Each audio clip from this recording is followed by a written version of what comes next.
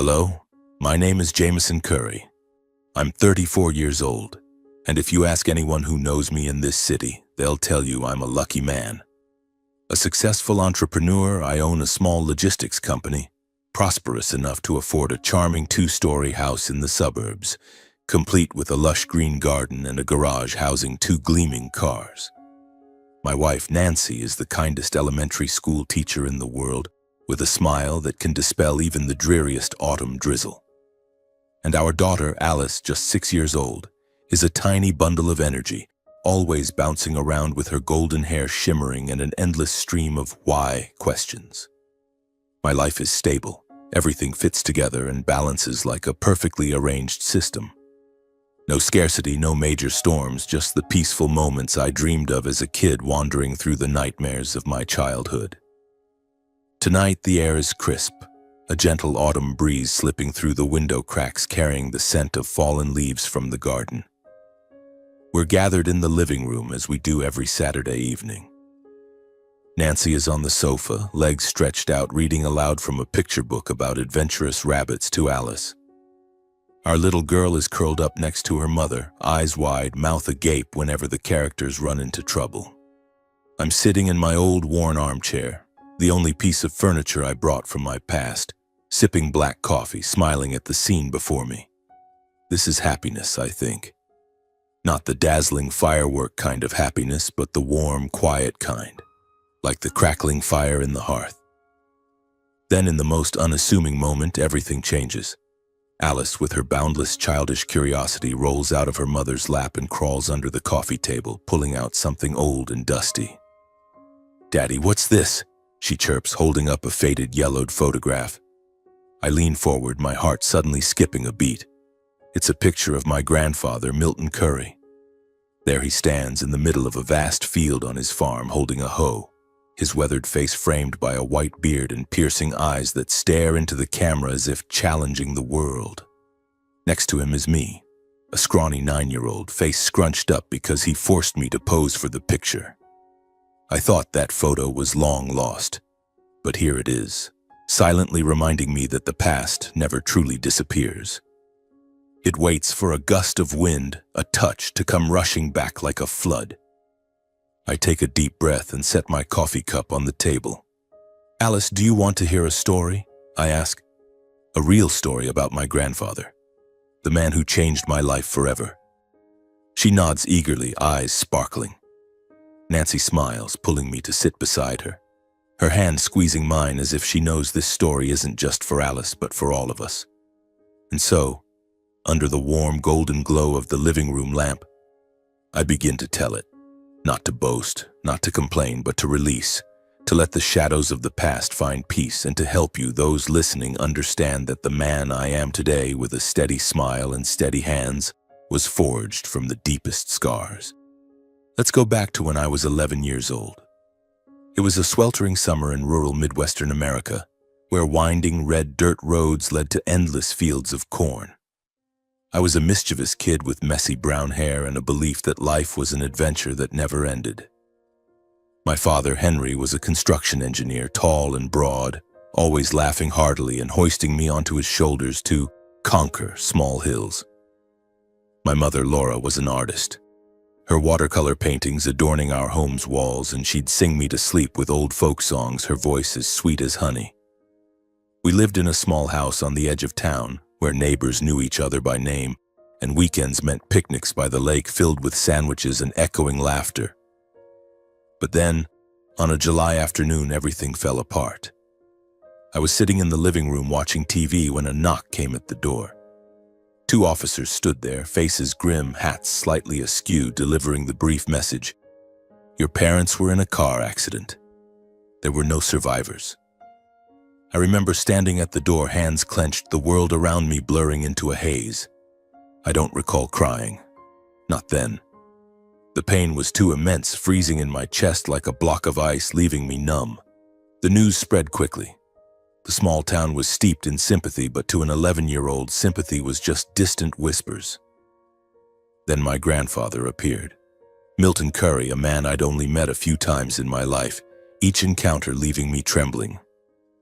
He was a widowed farmer, living alone on a farm 20 miles from town since I was a baby. He was tall, broad-shouldered, with a neatly trimmed white beard and gray-blue eyes sharp as a blade. I'd always been afraid of him as a child, not because he hit or yelled, but because of his presence. He spoke little, but every word carried weight, like a command from the heavens. A man must be strong, he once told my father during a rare visit, and my father just laughed it off, patting my shoulder and saying, "Grandpa's just strict, son." Milton took charge of everything for the funeral. No unnecessary words, no wasted gestures.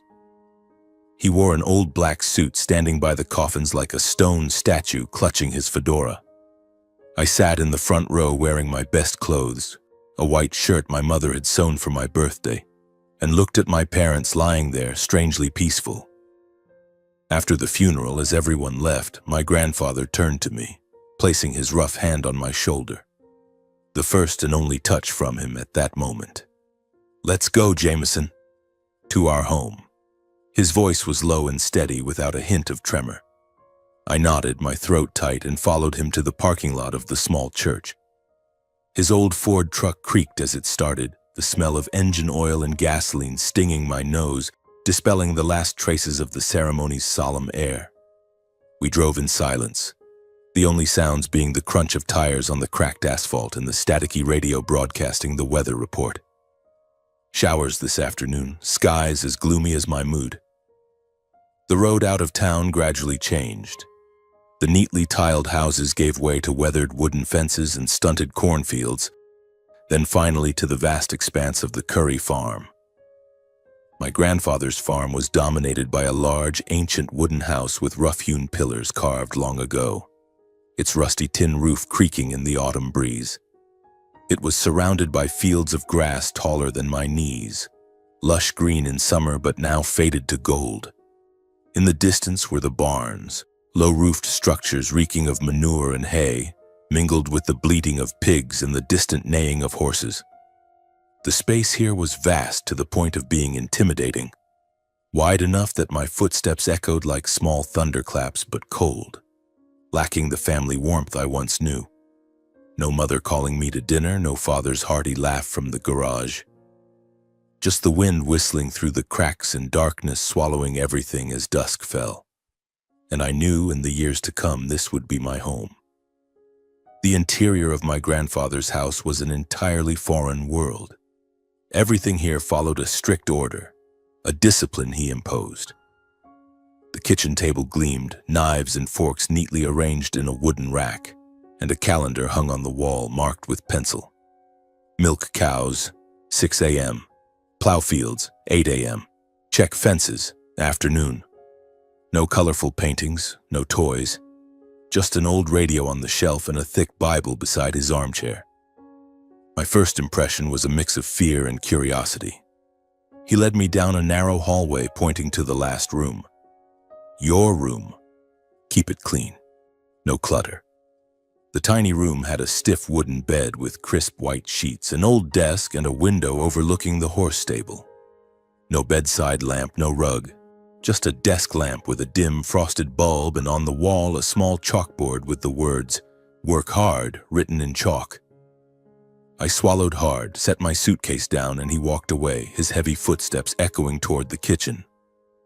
Those first days on the farm passed like an unrelenting storm, sweeping away the last remnants of my peace.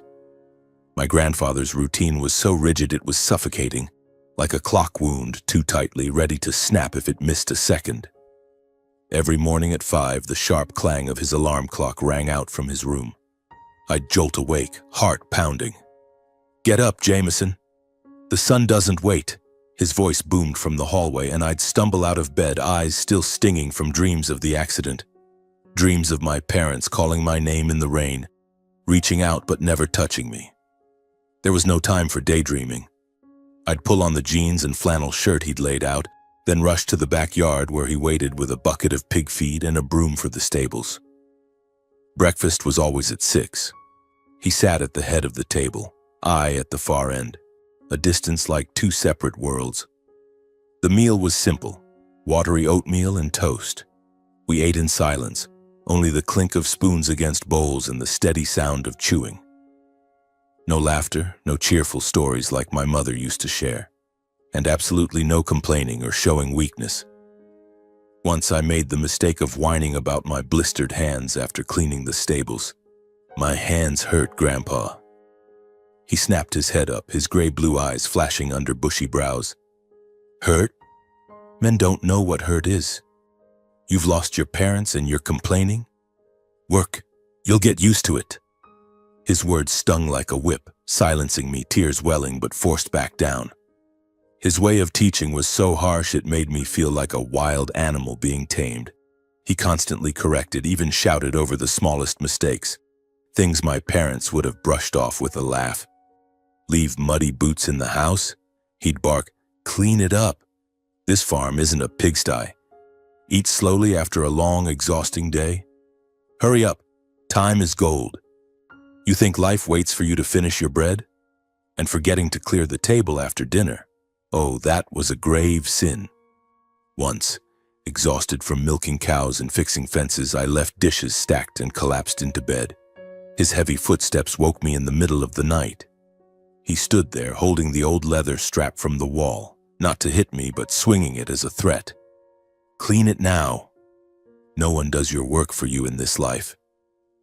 I dragged myself up, eyes blurry with sleep and resentment, hands trembling as I washed dishes under freezing water, splashes hitting my face like tears I wasn't allowed to shed. I struggled, truly struggled. The pain of losing my parents was still raw, like an open wound bleeding every time I closed my eyes. By day, I threw myself into work to forget, plowing fields under scorching sun, hands calloused from the hoe, feeding horses, dodging kicks from the feisty mare named Bessie. But at night, on that creaky wooden bed with springs groaning at every move, it all came flooding back. I missed home desperately. The smell of my mother's freshly baked cookies, the way my father would lift me and spin me until I was dizzy. I missed our evenings gathered around the TV laughing at cartoons. I cried silently, shoulders shaking, hand over my mouth to stifle any sound. Not because I feared he'd hear, but because I feared myself. Feared that if I sobbed aloud, I'd shatter and nothing could piece me back together. On those nights, I curled into a ball, whispering my parents' names in my mind, begging sleep to come quickly and erase this harsh reality. Gradually, through those first weeks of tears and sweat, I began to understand that this new life wouldn't be easy. My grandfather's farm wasn't just a home. It was a strict school I was forced to attend. Every command was a lesson, every reprimand a hammer forging me into steel. I still feared him, still ached for home, but deep down, a seed of resilience began to sprout. But the farm was only half the story. The other half, no less harsh, was the new school. A different kind of battlefield where I didn't have my grandfather behind me with his clear commands, only curious stares, malicious whispers, and a loneliness that crushed my chest. The new school was 3 miles from the farm, a weathered red brick building with a gravel playground and ancient oak trees, their dry branches rustling in the wind. I arrived there one August morning, the golden sunlight gentle but not enough to warm the fear in my heart. My grandfather drove me in his old truck, saying nothing except one curt sentence: "Study hard. Don't bring shame to the Curry name." I nodded, clutching the worn backpack, the last thing my mother bought me before that fateful day, and stepped out, my new shoes rubbing painfully at my heels. As the truck disappeared, leaving a cloud of dust, I stood at the school gate, feeling like a lamb thrown into a pack of wolves. My classmates, unfamiliar faces gathered in groups, staring at me. Their looks weren't exactly cruel, but they were filled with curiosity, the kind that makes you feel like an animal in a zoo. "That's the orphan kid," I heard one whisper loud enough for me to catch. "Lives with old man Curry, the tough one. They say he beats him with a leather strap every day." I bowed my head, pretending not to hear, but those words stabbed my heart like knives.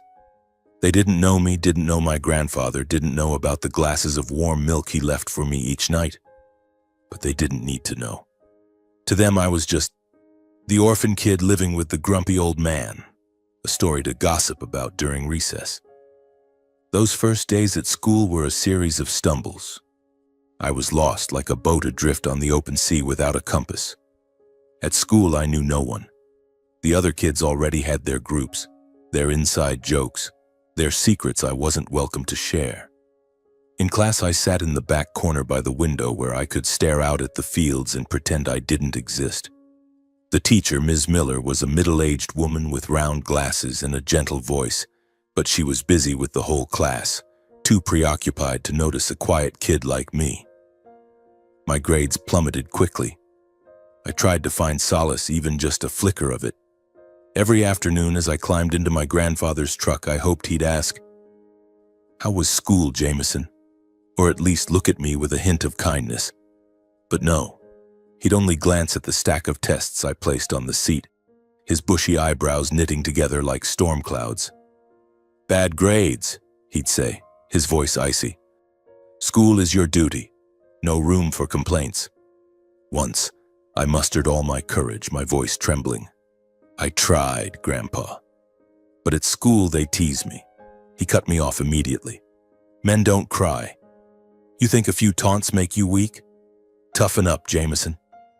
I bit my lip, tears threatening to spill, but I swallowed them back, knowing that if I cried in front of him, I'd only earn a look of contempt and another line, "Curry, men aren't weak." The pressure grew heavier. Loneliness became my only companion. I longed for a hug, a kind word, anything to remind me I wasn't alone. In those months, I felt like a ghost silently drifting through the farm and the school, belonging nowhere. At school, I was the orphan kid, mocked for my worn-out shoes and tattered backpack. At home, I was Curry's grandson, always measured against an ideal of manly strength I could never reach. Each day was a battle, not against a tangible enemy, but against the pain within me and the relentless severity of my grandfather, who seemed never to be satisfied. Yet amid those bleak days, like a lone ray of sunlight piercing through thick clouds, small moments began to emerge, chipping away at the icy wall between us. They weren't grand or loud, but they were enough to make me wonder. Had I misjudged him, or at least seen only half of who he was? One early winter afternoon, with dense fog blanketing the fields and the biting cold stinging my skin, I decided to act before he could give me orders. The horse stable, home to Bessie, the ill-tempered mare, and the other horses was always my nightmare. The stench of manure and hay, the piercing neighs, and the way Bessie tossed her head as if ready to kick me every time I approached made me hesitate. But that day I told myself, I have to do this.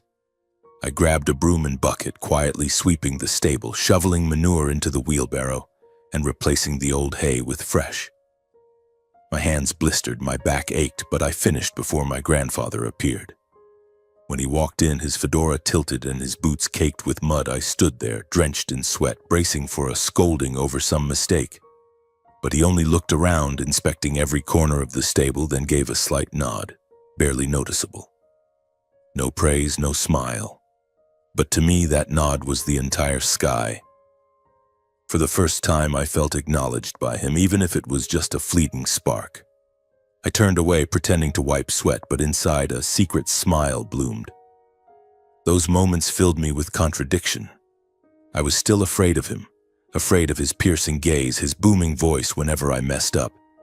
He was a harsh man, with ironclad rules and brutal lessons, as if forging me into a sword through fire and hammer. Yet he was also enigmatic. On the outside, he was authoritarian and unyielding, but beneath that, in his quiet actions, lay a warmth he'd never admit to. I was angry at him for offering no comforting words, no hugs like my parents used to give, yet I sensed a strange kind of affection, not tender but steadfast, like a small flame enduring a storm. During those years on the farm, amidst long, exhausting days and cold, lonely nights, I gradually realized that my grandfather, with all his sternness and authoritarianism, was imparting silent lessons, values that I, an 11-year-old boy, couldn't yet fully grasp, but which would become the foundation of the man I'd grow into. He didn't teach with sweet words or warm hugs, but through his actions, through the way he lived. And I, though initially resistant and resentful, began to absorb those lessons, like parched earth soaking up rain after a long drought. My grandfather's discipline was the first lesson etched into me like a mark on hardwood. He lived like a Swiss clock, precise to the second, never missing a beat. At 5 in the morning, his alarm clock rang and he was already out in the stables, checking the horses or mending fences. At 6, breakfast was served. Not a minute early, not a minute late. At 8, he began plowing fields or cutting hay, regardless of scorching sun or drizzling rain.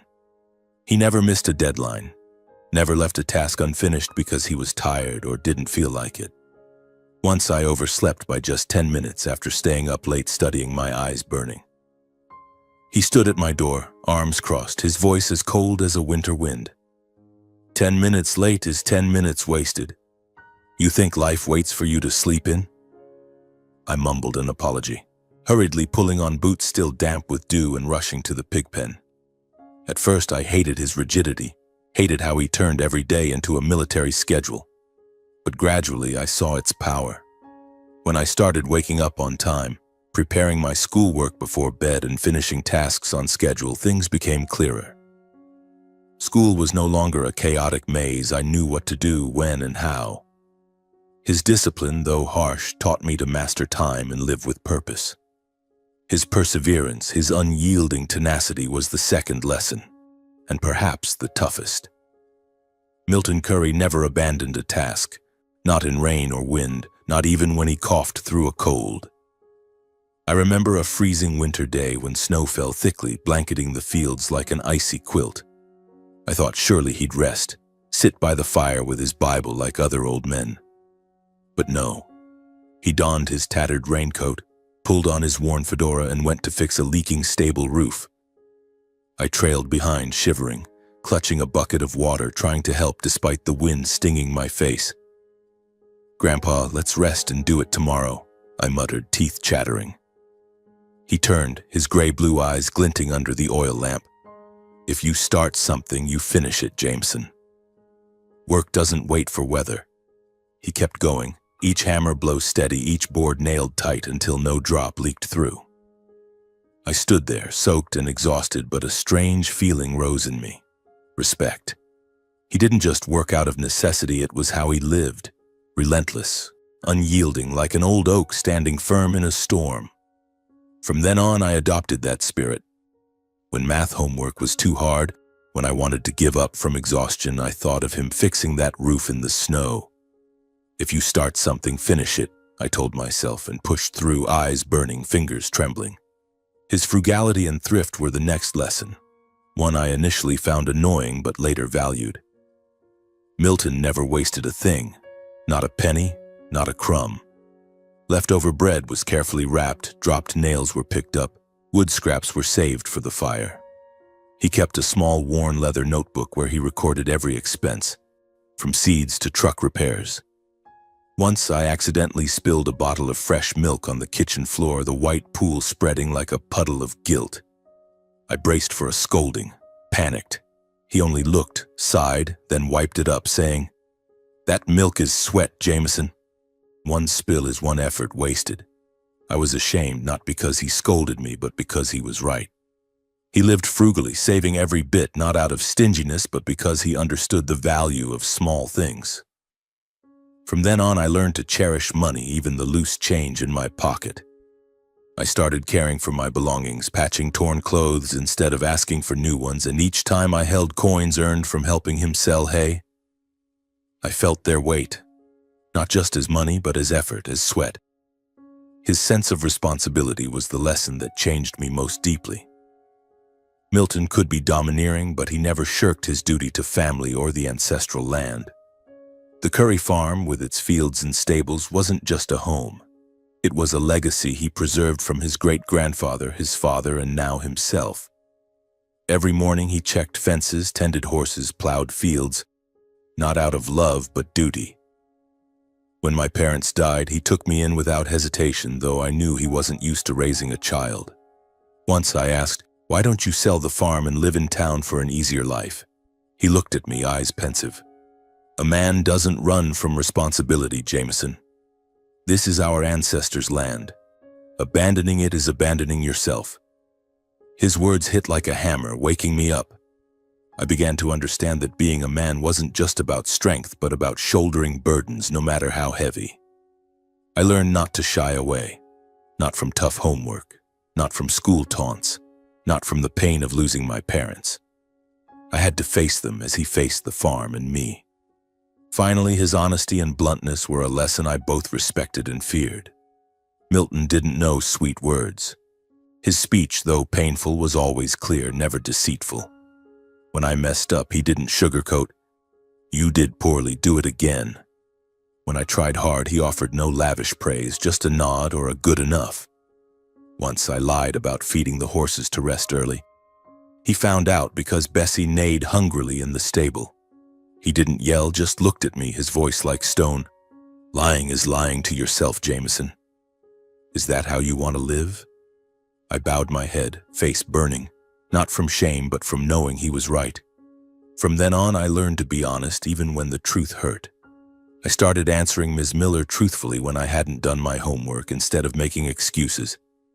I faced school taunts by holding my head high, not denying I was the orphan kid. Honesty, as he taught, was the foundation of respect, for others and for myself. These qualities, discipline, perseverance, thrift, responsibility, honesty, weren't taught through long lectures, but through how he lived, how he treated me and the farm. At first I found them harsh, restrictive, like ropes binding me. But gradually I realized they were the silent baggage he gave me, preparing me for the road to adulthood.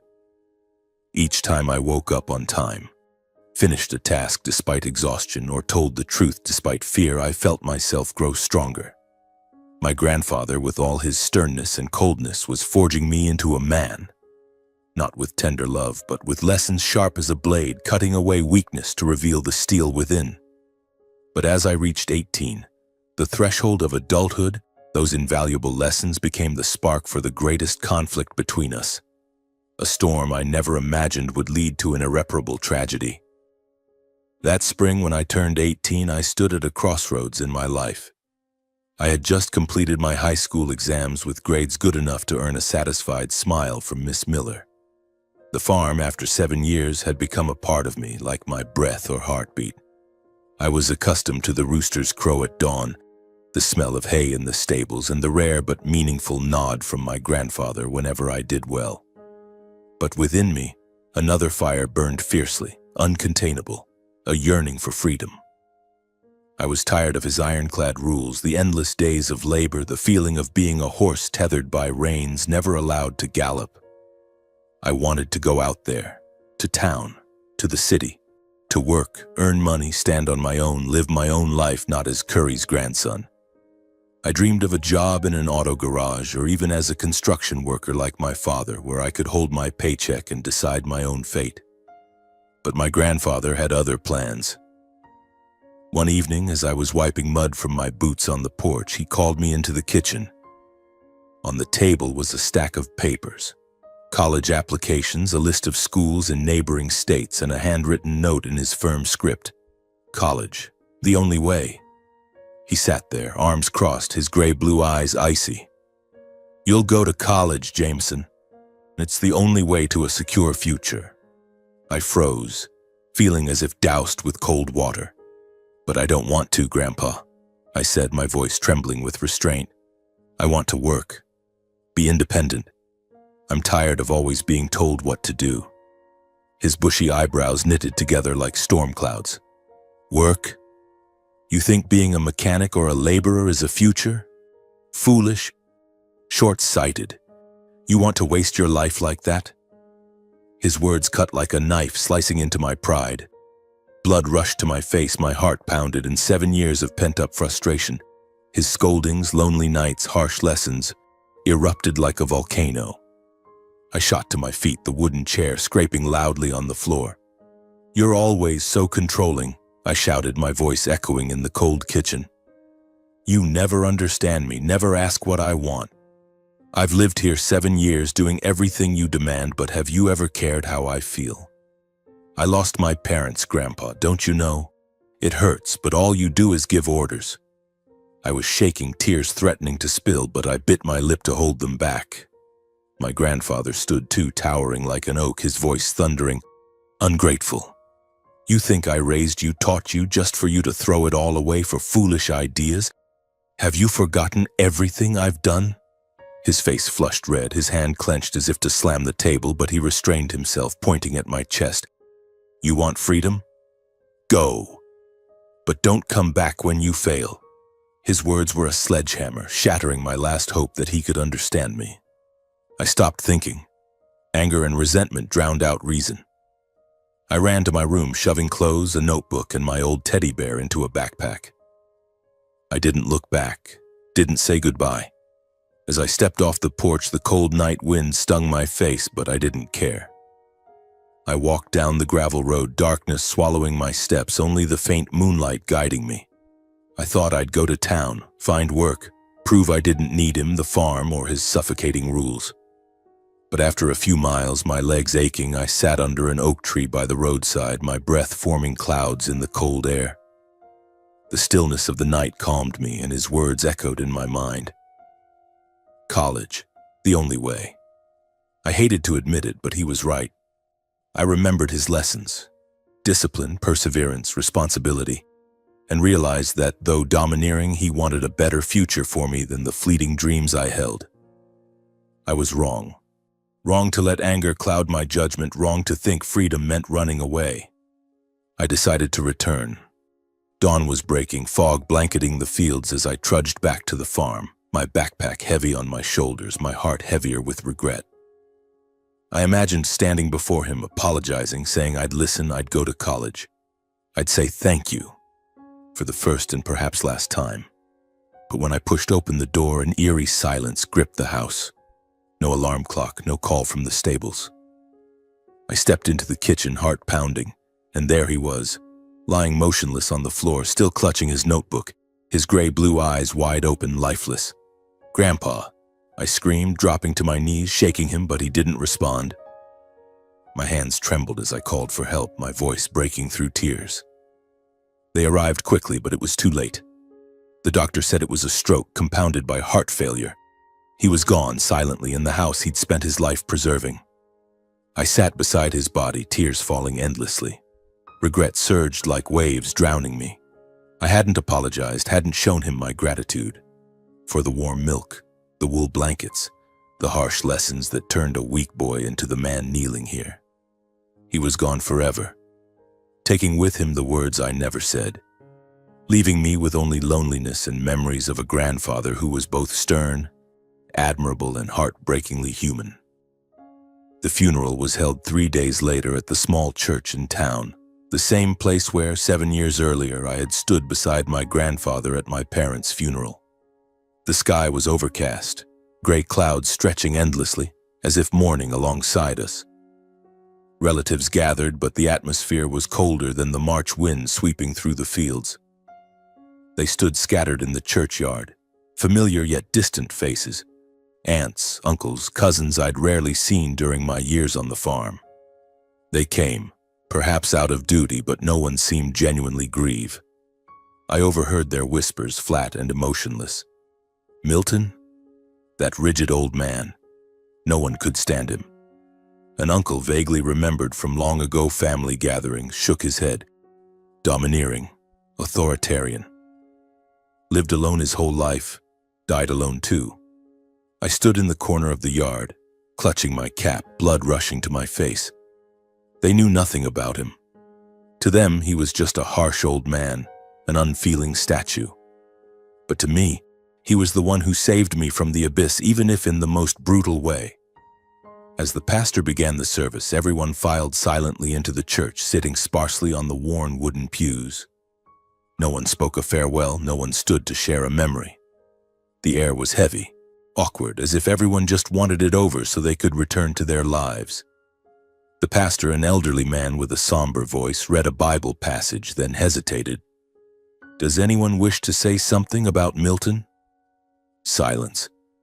Only a cough from the back row and the whistle of wind through the windows. I looked around, hoping an uncle, a cousin, anyone would stand. but they just bowed their heads, avoiding each other's eyes as if my grandfather wasn't worth mentioning. That silence cut into me like a knife, piercing the heart where regret still bled. I couldn't let him go like this.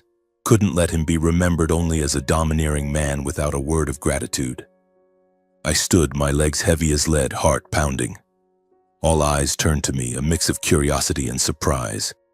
I stepped to the pulpit, hands trembling as I gripped the edge of the altar, taking a deep breath to hold back tears. "I'm Jameson," I began, my voice faltering. "Milton Curry's grandson. I want to say a few words about him." I paused, looking down at my muddy shoes, the ones he bought me when I was 15, now worn but as enduring as he was. People think he was harsh, and he was. He scolded me for tracking mud in the house, for poor test scores, for crying when I missed my parents. He made me wake at 5, work until I was exhausted, and never offered comfort. I used to hate him for that. I thought he didn't love me, didn't understand me. I stopped, my throat tightening. But I was wrong. I continued, my voice steadier. He didn't know how to speak kindly, but he taught me by how he lived. He taught me discipline, waking on time, working on time, never letting moments slip away. He taught me perseverance, like when he fixed the stable roof in the snow, never giving up despite the cold. He taught me thrift because every spilled drop of milk was his sweat. He taught me responsibility because he never abandoned the farm, never abandoned me, even though I was just an orphaned kid who gave him headaches. A soft chuckle came from the pews, but I pressed on. And he taught me honesty even when the truth hurt. He never lied, never said what he didn't believe. He was the strongest man I ever knew, but also the loneliest. I only wish I had thanked him while he was alive. Tears spilled over, unstoppable. I bowed my head, letting them fall to the wooden floor, each drop a belated apology. He wasn't perfect. He was harsh, domineering, sometimes made me feel I wasn't enough. But he gave me the tools to live, to become the man standing here today. I just hope he knows I'm not ungrateful. My voice broke and I stepped down, legs unsteady, avoiding everyone's gaze. The air remained heavy, but something shifted. I heard sniffles from the front row. Aunt Anna, his sister, dabbing her eyes with a handkerchief. A cousin patted my shoulder as I returned to my seat, saying nothing. But that touch told me they'd heard. They'd understood. My eulogy didn't change how most saw my grandfather. To many, he remained the grumpy old man. But for me, it was a way to bid him farewell, to give back a bit of justice to the man who spent 7 years shaping me, however ruthlessly. As everyone left, I stayed by the coffin, looking at his face one last time. "Thank you," I whispered, "and I'm sorry." The cold wind blew through the church door, carrying the damp scent of earth from the fields, as if he was answering in his own silent way. A few days after the funeral, while I was cleaning the horse stable to keep myself busy, a sleek black sedan pulled up at the farm's gate. A middle-aged man in a gray suit stepped out, holding a worn leather briefcase. He introduced himself as Mr. Thompson, my grandfather's lawyer, and asked me to come to his office in town. "There are matters concerning Milton's will," he said, his voice low and measured. I nodded, my heart pounding, unsure what to expect. A will? I had never thought my grandfather had anything to leave behind beyond the farm and the old furnishings in the house. But I climbed into my truck, followed Mr. Thompson, feeling as though I was stepping into a new chapter filled with unease and curiosity. Mr. Thompson's office was on a corner of the main street, a small room with the smell of old paper and varnished wood. He invited me to sit, pushed his round glasses up his nose, and opened a thick folder. "Jameson," he began, "your grandfather left behind more assets than you might have imagined." I froze, my hands gripping the chair's edge. Assets? My grandfather, who always wore tattered flannel shirts, who recorded every cent in his leather notebook, who taught me to save every scrap of bread. Mr. Thompson flipped through the pages, his voice steady. Besides the farm, Milton owned a small investment portfolio, mostly stocks in local agricultural companies. He accumulated them years ago, very discreetly. Their current value is about $400,000. There's also a 50-acre plot of land in the next county never used. I sat there, mouth dry, unable to believe my ears. My grandfather, the man I thought owned only the farm and a few horses, had quietly built a fortune, just as he quietly left glasses of warm milk on my desk. "It's all been transferred to you," Mr. Thompson said, sliding a paper toward me. "He wanted you to use it to build your future." I held the paper, but my mind was blank. Money, land, these were too foreign, too vast compared to what I knew of him. Then Mr. Thompson pulled something else from his briefcase. A worn leather journal, its edges yellowed, tied with a thin leather cord. "This is what Milton asked me to give you directly," he said, his eyes softening. "He said it's more important than any asset." I took the journal, my hands trembling, feeling as if I were touching a piece of his soul.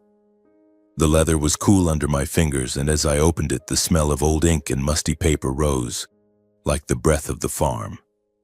His handwritten words, sharp and neat, appeared before me, and I began to read, my heart pounding as if it might burst. The journal wasn't a diary in the usual sense, no long stories or daily accounts. It was a collection of fragmented thoughts, brief notes, like shards of his soul. The first page was dated 7 years ago. "Laura and Henry died today. Only the boy remains. I have to take him in, though I don't know how to be a parent." I swallowed hard, tears welling as I read those words. He had been afraid, just like me, but he never let me see it. I turned the pages, each line cutting deeper into my heart. I'm old now, and the family barely visits. The house is big but cold. Only Jameson, but he's scared of me. I know. I don't blame him.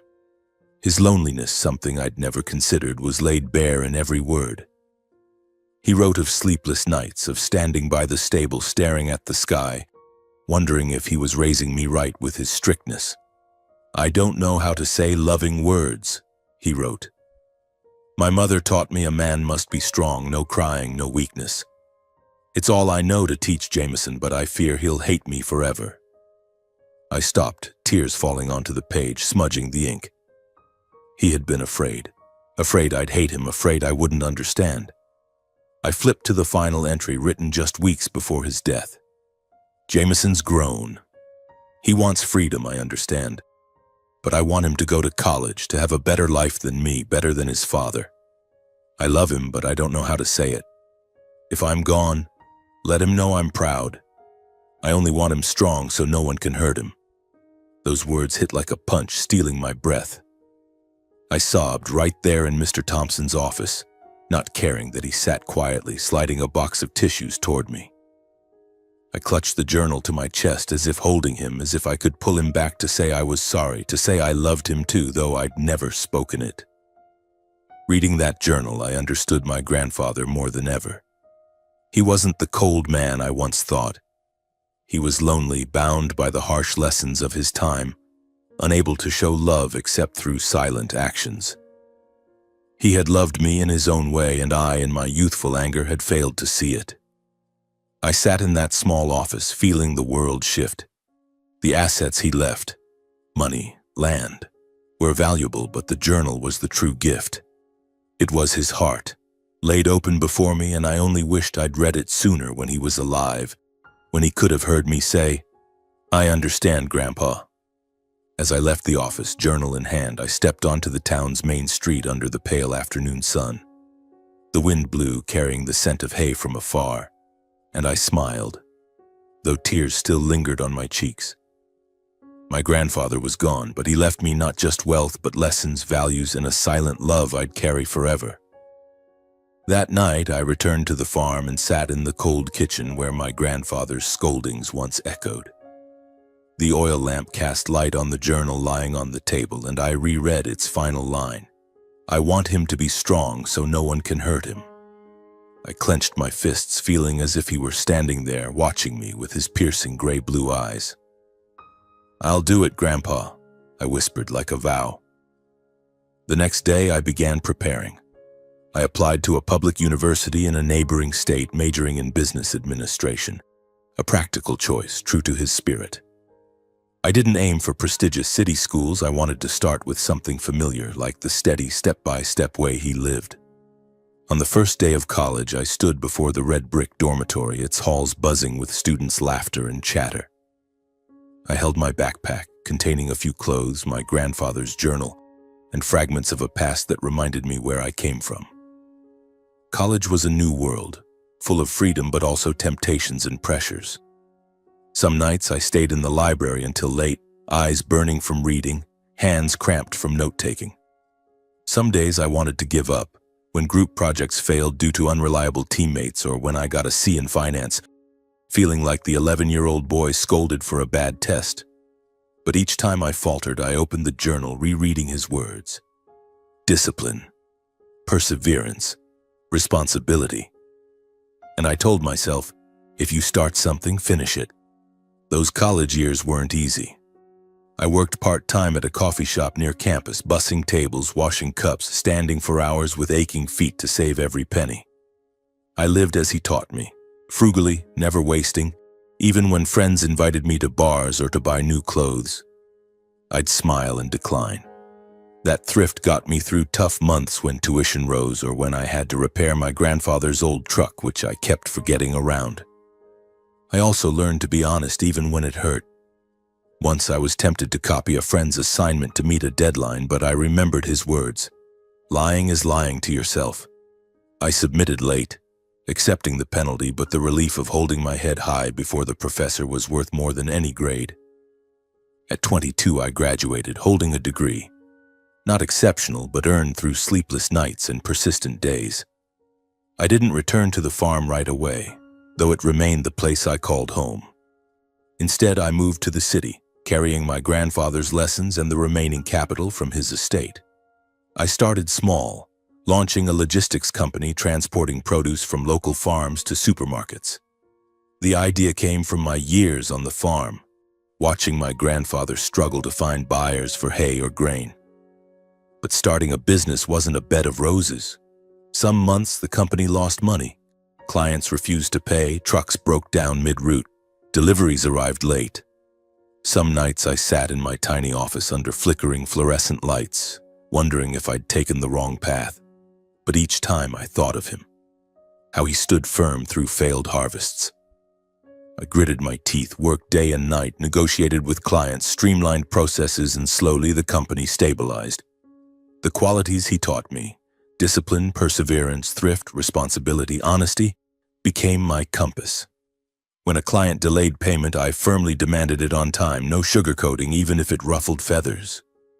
When employees made mistakes, I didn't yell as he had, but I set discipline, asking them to fix and redo as he taught me. And when the company faced a crisis, like when a large shipment spoiled due to a transport error, I didn't give up. I sat down, analyzed the problem, and found solutions, even if it meant working to exhaustion. Those lessons, etched deep from the farm, turned my small idea into a steady business, strong enough to let me buy the 2-story suburban house where I now live with Nancy and Alice. At 34, I have a happy family, something I once thought would forever be an unattainable dream. Nancy, with her smile as warm as autumn sunlight, is the most wonderful companion. She patiently listens to my stories about the farm, about my grandfather, no matter how many times I repeat them. Alice, our 6-year-old daughter, is an endless source of joy, a bundle of energy with shimmering golden hair and ceaseless questions. Daddy, did Grandpa ever play with you like you play with me? I smile, ruffle her hair, and tell her edited stories suitable for her age, but I've never shared the full truth. Not because I'm ashamed, but because I want to keep those memories intact, like the leather-bound journal I keep in my desk drawer, opening it whenever I need a reminder of where I came from. My career, the small logistics company now expanded to 3 branches in nearby cities, is also part of his legacy. Every decision I make, from signing contracts with partners to guiding employees, bears the imprint of his lessons.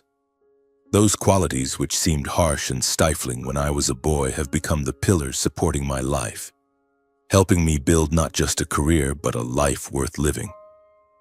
But the deepest realization I've had is about love. I used to think love had to be gentle, like my mother stroking my hair or my father hoisting me onto his shoulders. I once resented my grandfather for not giving me that tenderness, for only knowing how to scold and command. But his journal changed everything. His trembling words, written in lonely nights, showed me that love isn't always soft. Sometimes it hides behind sternness, like a fire smoldering under ash, quiet but enduring. He loved me, not with words or hugs, but with glasses of warm milk, wool blankets, and by pushing me through pain to become strong. His love was a forge, hammer and fire, and I, though once resentful, am now grateful for it. I've learned to love in my own way, gentle with Alice, patient with Nancy. But deep down, I know I carry a piece of his fierce love, ready to do anything to protect those I care for. One weekend afternoon, as autumn returned with the scent of dry leaves and a crisp breeze, I decided to take my family to visit my grandfather's grave. The cemetery lay on the edge of town, where stone markers stood quietly amid fields of faded grass. Nancy held my hand while Alice skipped ahead, clutching a small bouquet of daisies she'd picked from our garden. His grave rested under an old oak, its stone simply engraved. I knelt, placing the flowers before it, my hand touching the cold stone, feeling as if I were touching his rough hand from years ago. Nancy stood behind, her hand gently on my shoulder, while Alice, not fully understanding, whispered, "Will Grandpa like these flowers, Daddy?" I smiled, ruffling her hair. "He'll love them, sweetheart." When Nancy and Alice stepped away to pick more flowers, I sat by the grave, just me and him. I opened my heart, whispering words I hadn't said when he was alive. "Thank you, Grandpa, for everything. I understand now, even if it's late. I've lived as you wanted, strong, persistent, honest. I have a family, a career, and I hope you're proud." The wind blew, scattering oak leaves like a silent nod from him. I didn't cry, not like the day he passed. Instead, I felt peace, as if he were somewhere watching, and we finally understood each other. His greatest legacy wasn't the money or the farm, but the enduring qualities he passed down. Discipline, perseverance, thrift, responsibility, honesty. They are the baggage I carry, not just to build a career, but to live a worthy life. To teach Alice what he taught me in a gentler way, but no less steadfast. As I left the cemetery, I looked back at the stone one last time, whispering, "Goodbye, Grandpa. I won't forget." And I knew that he, the man who was stern, admirable, and heartbreakingly human, would live on in me, in every step I take and in every heartbeat of my family.